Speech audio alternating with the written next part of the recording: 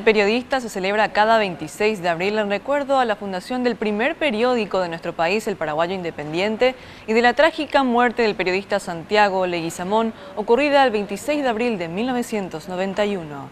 Cumplir con este trabajo es responsabilidad y mucha dedicación.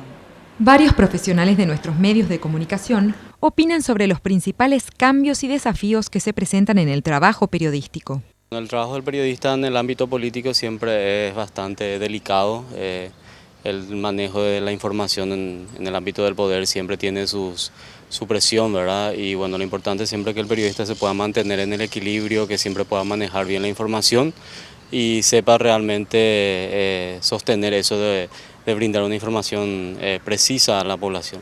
La libertad de expresión, ese espacio que hemos ganado como periodistas de tal forma que tengamos una más amplia cancha de explayarnos, de opinar, de informar, creo que ese cambio de una mayor libertad en el ejercicio de la prensa de nuestro país ha sido lo más importante.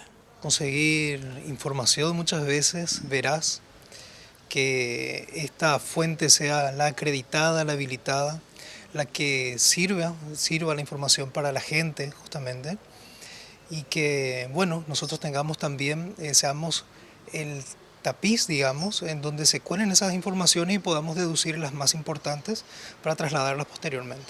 Y el principal desafío hoy en día es que no solamente tenés que estar pendiente de tu grabadora y de tu retorno, tenés que tener a mano tu teléfono celular, tenés que estar en el minuto a minuto de lo que son las redes sociales, porque cuando tenés los minutos al aire, los segundos al aire, tenés que dar un informe completo. Una carrera muy agitada, muy desafiante. El periodismo todos los días te revela ese desafío de ir avanzando hacia lo que como comunicador, siempre digo, ¿verdad? Es una responsabilidad. Aparte de eso, la información siempre uno debe hacer hincapié en que es como un bien público. Entonces, bajo esa misión, un poco asumir ese criterio y de ir encaminando tu trayectoria todos los días. Este trabajo es visto por la mayoría de los paraguayos como una herramienta social de comunicación y denuncia al servicio público.